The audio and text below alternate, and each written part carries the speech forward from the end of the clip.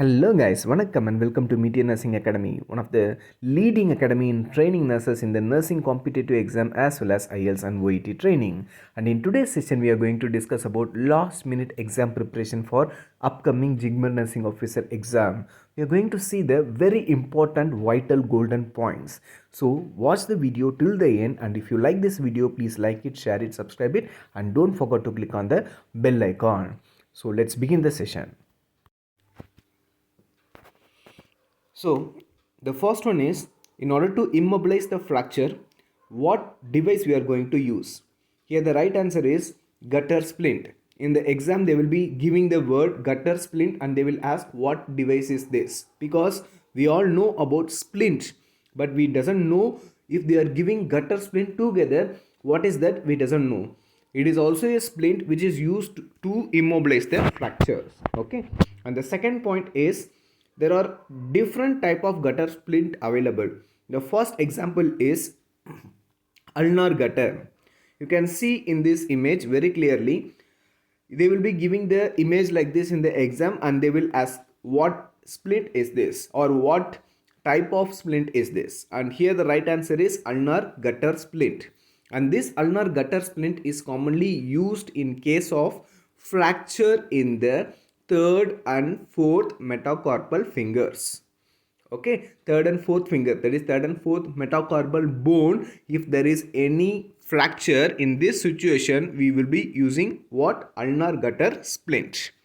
And the next one is sugar tongue arm splint.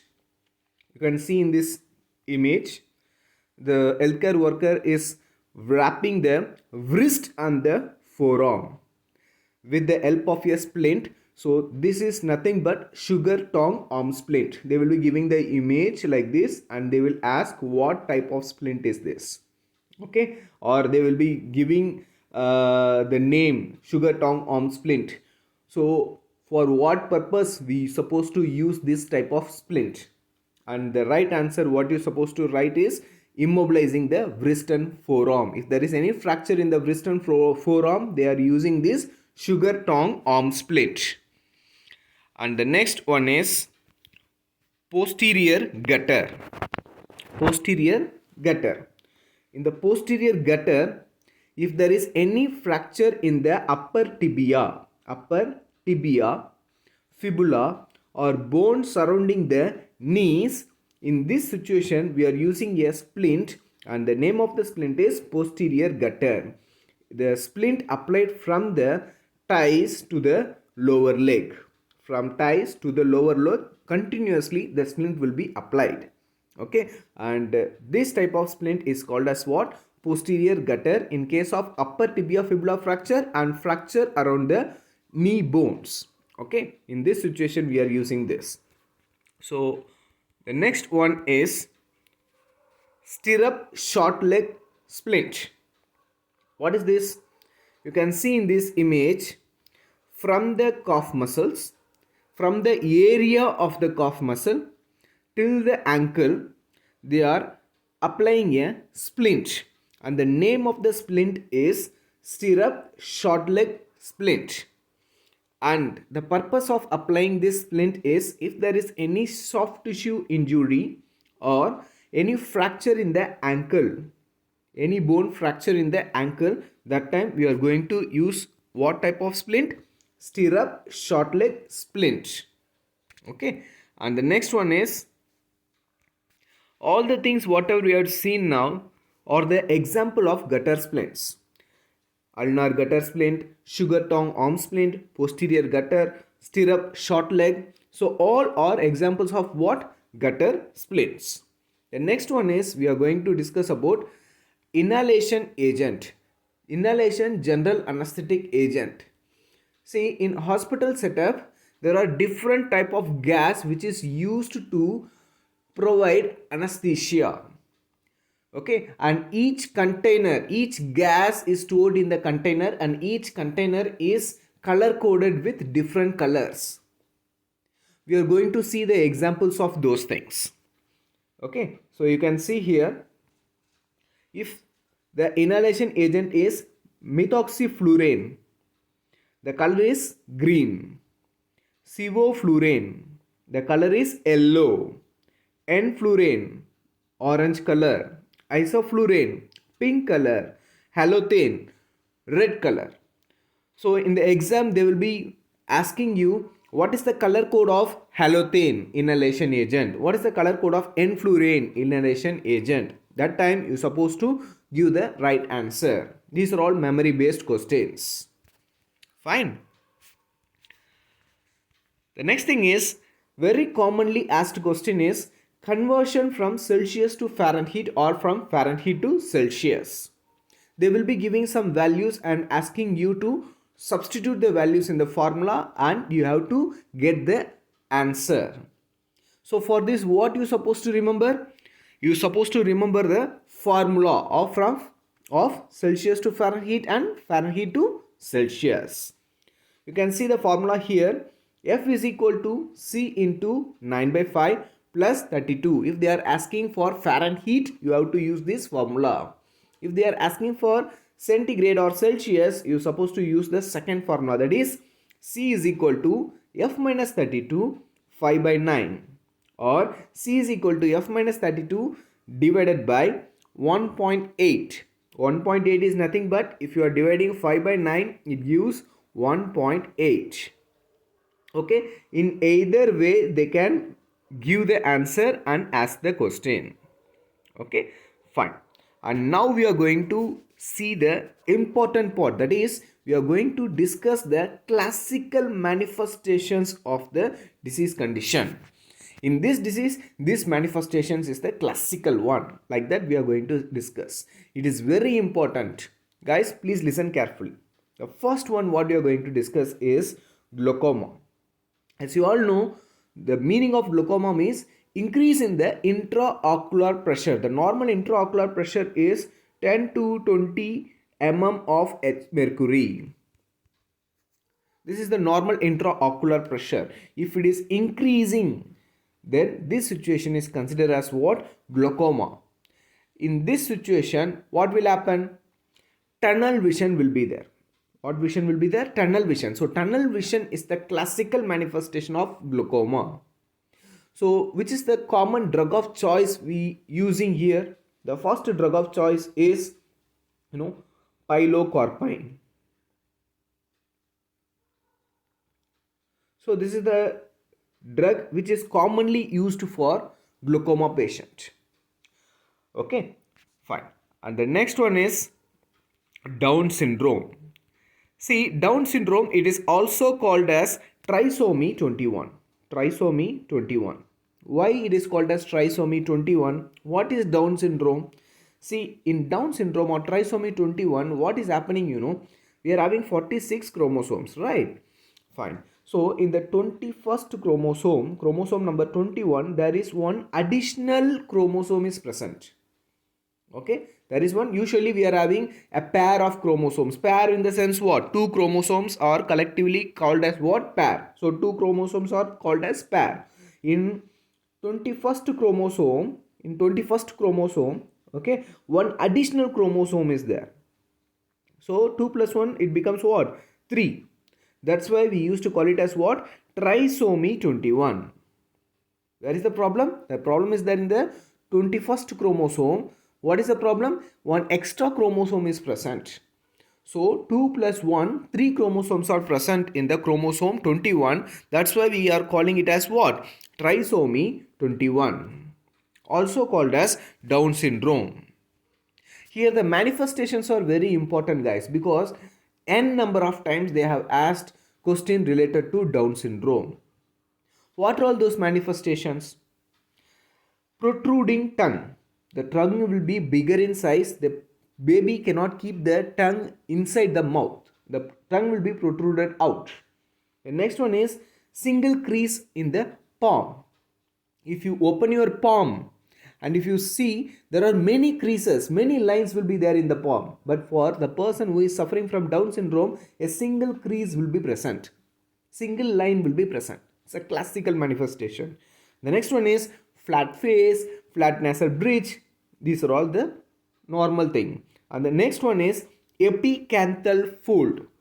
You can see in this image, epicanthal fold means here from the upper lid. This is the upper lid, right? From the upper lid, a skin is covering the inner corner. This is the inner corner of the eye.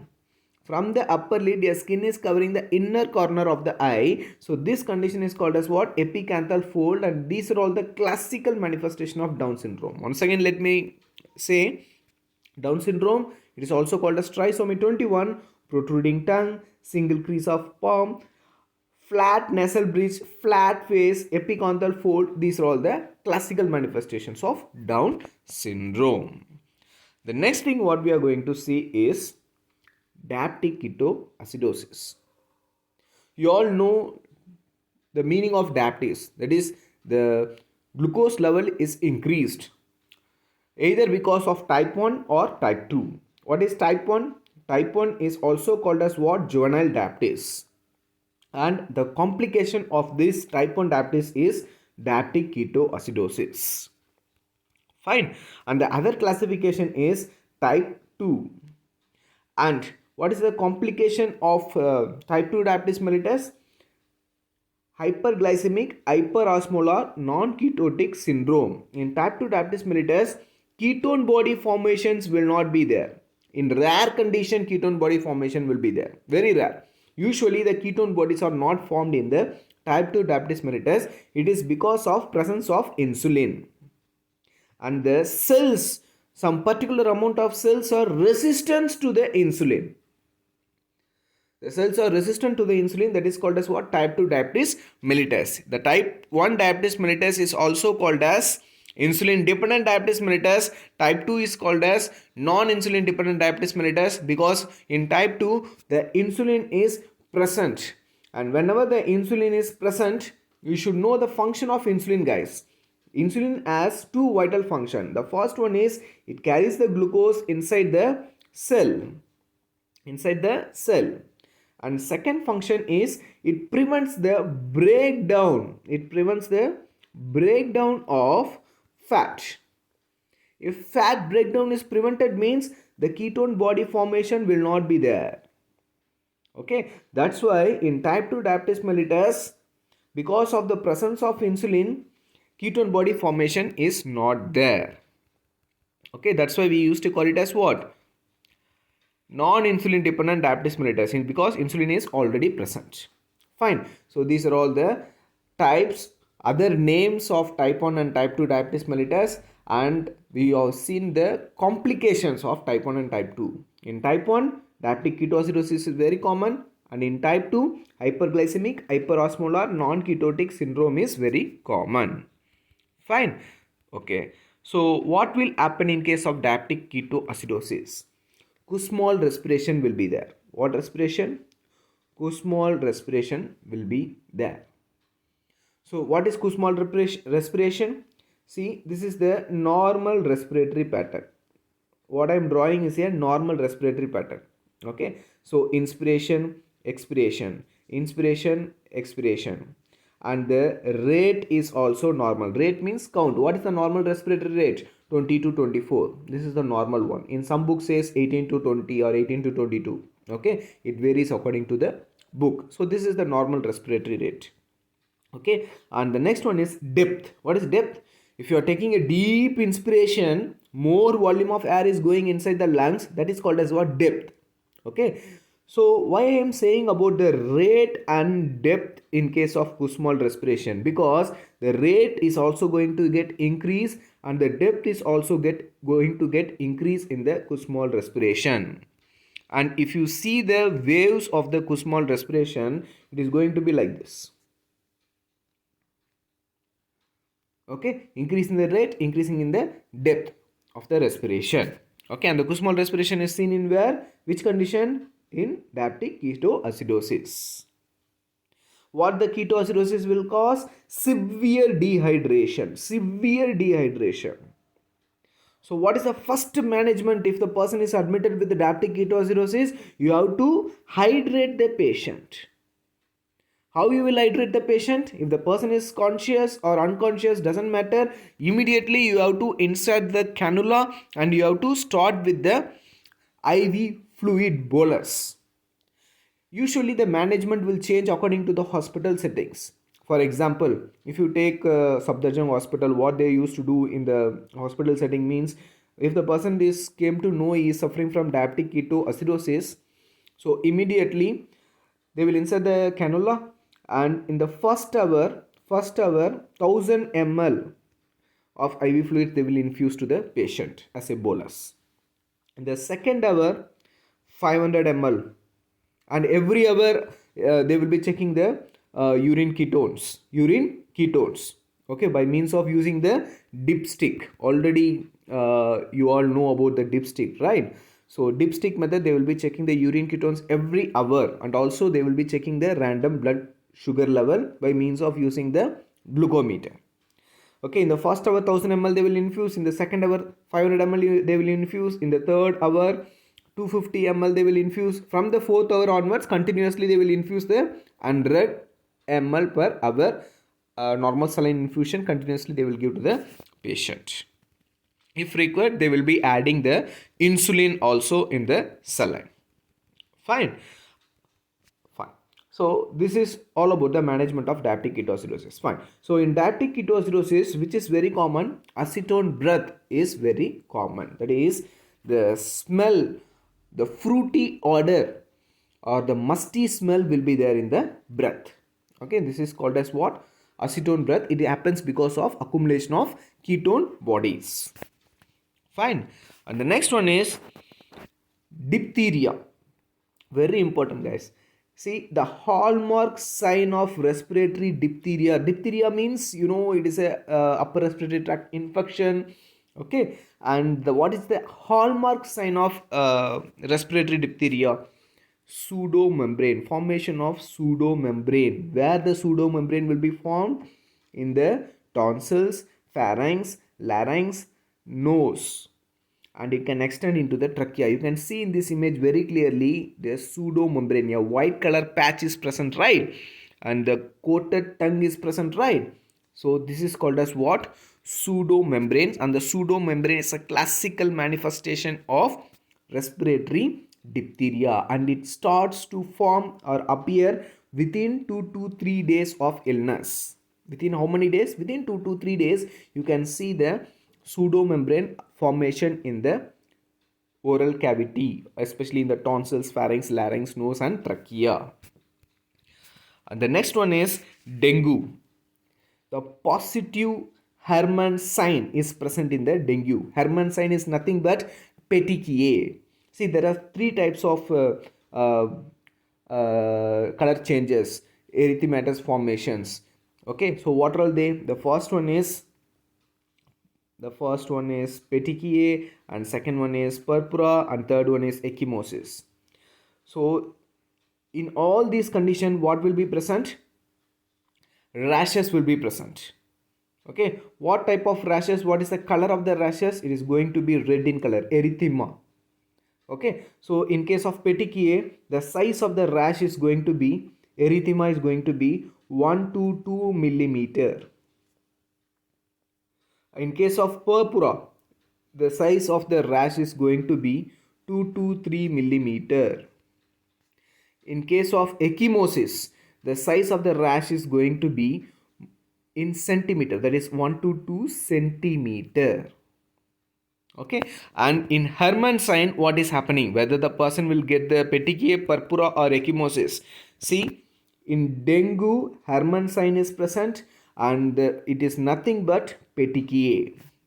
Okay, you can see in this image a small red dots are present, right? So that is called as what? Petechiae. It is a classical dengue rash. Okay, and dengue means, immediately what thing has to come into your mind? It is caused by the bite of the female mosquito, that is Aedes aegypti, and it belongs to the family Flaviviridae or Flavivirus. Okay, so these 3 points has to come into your mind immediately when you think about or coming across any question related to dengue.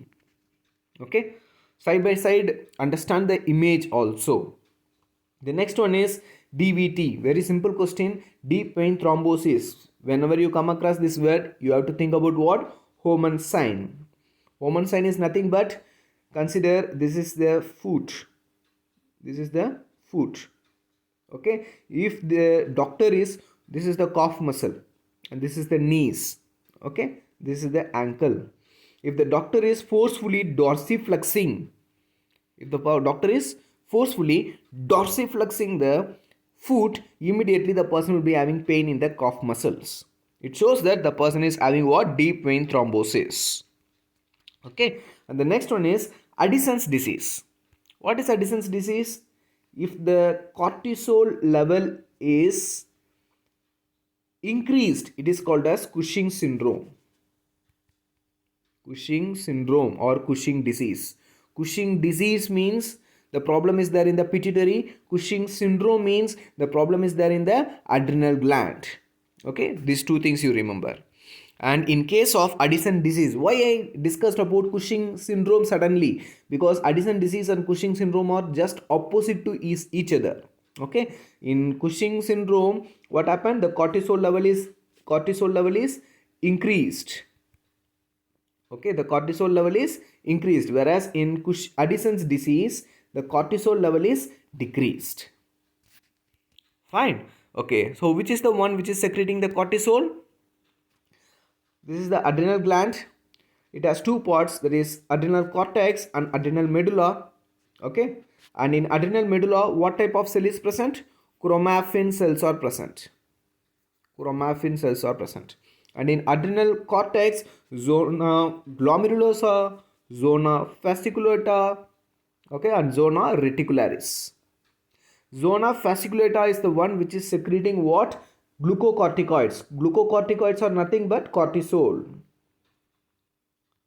And zona glomerulosa is the one which is secreting the mineralocorticoid. The example of mineralocorticoid is aldosterone.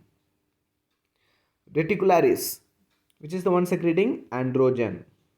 Okay, so what will happen in Addison's disease? The cortisol secretion is decreases. That is, zona fasciculata, which is present in the adrenal cortex, is not producing adequate amount of cortisol. Okay, cortisol is a stress hormone. Okay, so here adequate secretion of cortisol is not there. In this situation, we used to call it as what? Addison's disease. And the classical manifestation of Addison's disease is bronze-like pigmentation. Why bronze-like pigmentation? Fine. Who is controlling the secretion of cortisol? You should know about that in order to find out the rationale behind bronze-like pigmentation. See, adrenocorticotropin hormone, which is secreted by the anterior pituitary, is the one who is controlling the adrenal cortex to secrete the cortisol. Okay, whenever there is a need of the cortisol, immediately ACTH will release from the anterior pituitary and it will stimulate the adrenal cortex, that is zona fasciculata, to secrete the glucocorticoid, that is cortisol. This is the normal mechanism. Okay, in Addison's disease, this cortisol level is decreased. Fine. So why I am explaining this? Whenever there is an decreased in the cortisol secretion, this ACTH will be keep on secreting in order to stimulate the zona fasciculata. Keep on the ACTH will be secreting in order to stimulate the zona fasciculata. Because zona fasciculata is the one which is used to secrete the cortisol. Okay. Whenever the ACTH secretion is increased, melanocyte stimulating hormone will also increase. There is a indirect connection between the ACTH and melanocyte stimulating hormone. That's why the person is having excess amount of melanin secretion. Okay, so because of that, the person is getting what? Bronze-like pigmentation. This is the rationale behind this. Okay, guys. And the next one, what we are going to see is Cushing triad. Cushing triad, which is the in which disease condition we can see the Cushing triad? If the intracranial pressure, that is, what is the normal intracranial pressure? 5 to 15 mm of mercury. If the intracranial pressure is increased, that time we can see what? Cushing triad. Triad means what? 3. So what are all the 3 classical manifestations will be present in case of increased intracranial intracranial pressure, bradypnea, bradycardia, and systolic hypertension. So these are all the three classical manifestations which will be present in case of increase in the intracranial pressure. Fine. And the next one, Cushing syndrome. Already I explained about the Cushing syndrome. Because of increased secretion of cortisol, what will happen? Cushing syndrome is happening. What are the manifestation of Cushing syndrome? See, moon face will be there. Why moon face? Moon face, truncal obesity, buffalo hump, double chin, purplish stretch mark. What is the color? Color is very important. Purplish stretch mark, obesity. All these things are because of building up of fats. Fat build up in these areas. If the fat build up in the face, that is called as moon face. If it is build up in the trunk, it is called as truncal obesity. If it is build up in the back, buffalo hump. And if it is build up in the chin, double chin will be there. Okay, because of excess fat buildup, the abdomen size is going to get increased and purple stretch marks will be there. Okay, so these are all the rationale behind this one. And in the trunk, accumulation of fat will be there. It will cause truncal obesity. Whereas in the peripheries means in the limbs, muscle wasting will be there. So if you saw the person, truncal obesity will be there and the hands and legs will be very thin. Hands, this is hands, and legs will be very thin.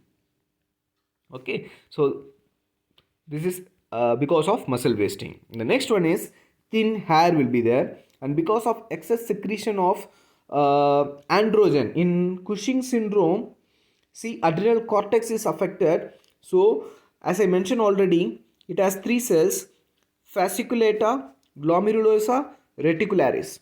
If fasciculata is secreting increased amount of cortisol, glomerular is secreting increased amount of aldosterone. If increased amount of aldosterone is secreted from the zona glomerulosa, what will happen? Continuous reabsorption of sodium and water will take place. At last, increase in the blood pressure. Increase in the blood pressure will take place. Why? Because of increase in the aldosterone. Why increase in the aldosterone? Because of increase in the secretion from the zona glomerulosa.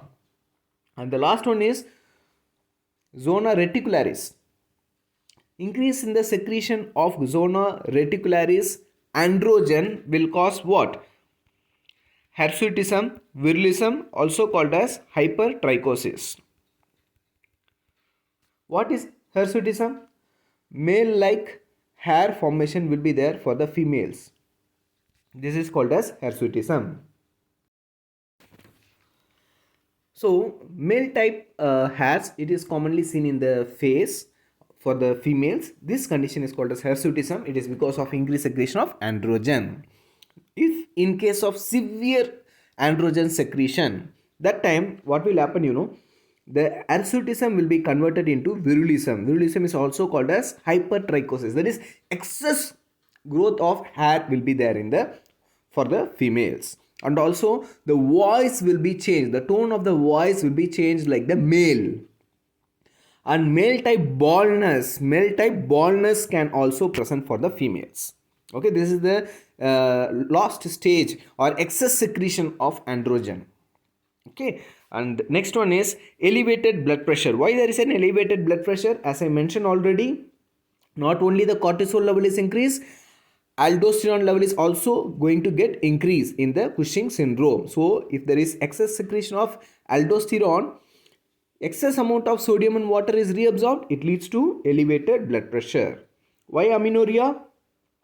The cortisol will suppress the luteinizing hormone and follicle stimulating hormone. In this situation, what will happen? Amenorrhea will be there. Why elevated sugar level? The cortisol is, what is the cortisol? The cortisol is nothing but glucocorticoids. Cortisol is an example of glucocorticoids. So the glucose level or sugar level is going to get increased. So these are all the manifestation and rationale behind each and every classical manifestations. COPD, chronic obstructive pulmonary disease. Here, what thing you supposed to remember? You have to remember the barrel-shaped chest.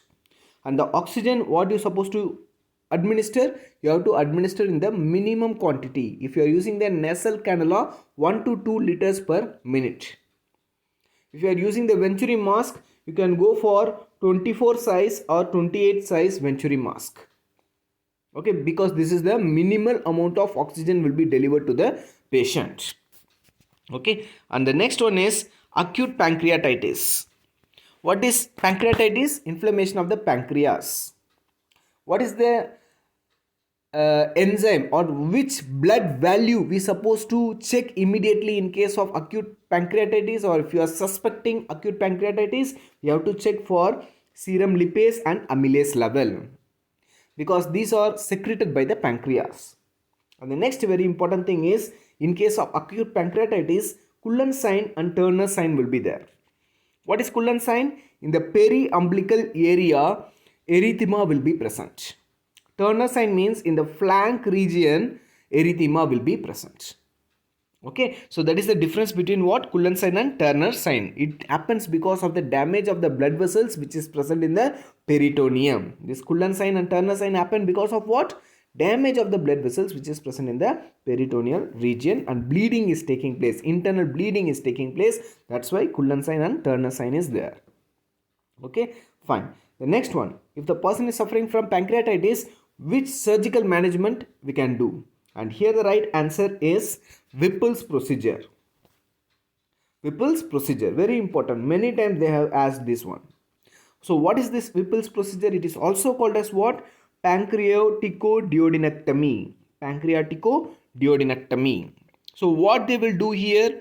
Here they will remove the head of the pancreas, first part of the small intestine, and gallbladder and bile duct they will be removing. Okay, fine. Now we are going to see about the Cursine. In which disease condition the Cursine will be present? In case of splenic rupture and ectopic pregnancy rupture, in these two disease condition you can see the Cursine. What is Cursine? Here severe left shoulder pain will be present. Okay, and the next one is McBurney's point. You all know it is a very simple one. McBurney's point is commonly seen in appendicitis patient, and if there is any rebound tenderness is present in between the anterior superior iliac spine. This is the anterior superior iliac spine, and this is the umbilicus, and this is the right side. In between the anterior superior iliac spine and umbilicus, if the person is experiencing the pain, this is called as McBurney's point, and here the person will be having a pain. In this situation it is called as McBurney's pain, rebound tenderness in the McBurney's area. And the next one is Murphy's sign. Murphy's sign is seen in patient who is suffering from acute cholecystitis, that is infection and inflammation of the gallbladder. Fine. So here what will happen? Here the examiner will be palpating the right upper quadrant. While palpating the upper right quadrant, ask the patient to take the deep inspiration. If the person is taking deep inspiration, the gallbladder will come in contact with the examiner. Immediately the person will be having a sharp pain. Okay, and this pain will interrupt the normal inspiration of the patient. Okay, so this type of pain is called as what? Murphy's sign. Okay, and the next one is Soya sign. Soya sign is commonly seen in patient who is suffering from appendicitis. Fine. So what they will do here, you can see in this image, hyperextension of the right hip, causing pain in the right lower quadrant of the abdomen. Okay, and the flexion of the hip. See, this is the hyperextension. It will cause pain in the right lower quadrant of the abdomen. Same way, flexion of the hip will relieve from the pain, and it is associated with what? Appendicitis. And the next one is obturator sign. It is also the sign of appendicitis. Here what is happening? See, ask the patient to flex their thighs and knees. After that, internal rotation is taken place. The examiner will do the internal rotation of the right hip. Okay, always we used to, whatever the procedure we are doing, we have to use the right leg only. In Soya Sign also we supposed to use the right leg, and in the obturator sign also we supposed to use what? Right leg. And while doing the internal rotation, the person will be having severe pain in the right lower abdominal region. So this sign is called as what? Obturator sign. And the next one is rousing sign. This rousing sign is also seen in what? Appendicitis patient. What is our rousing sign? If you are palpating the left lower quadrant, the pain will be felt in the right lower quadrant. Palpating left lower quadrant will cause pain in the right lower quadrant. This is called as what? Rousing sign. And next one is Dunphy's sign. Dunphy's sign. While coughing, the person will be having pain in the right lower quadrant. While coughing, the person will be having pain in the right lower quadrant. So this is called as what? Dunphy's sign. So these are all the important golden point in part 1. Soon we will be discussing other important golden points also. Okay, so before going to the exam, you can make it as a last minute revision and appear for the exam. It will be really so much useful for you. If you want to get the videos same like this, keep on watching Meteor Nursing Academy YouTube channel. And if you like this video, please like it, share it, subscribe it, and don't forget to click on the bell icon. Share this video as much as possible so that everyone will get utilized from it. Thank you very much, guys. If you want to comment anything, if there is any point I have supposed to add, you can comment your point of view in the comment section. Thank you for watching the video.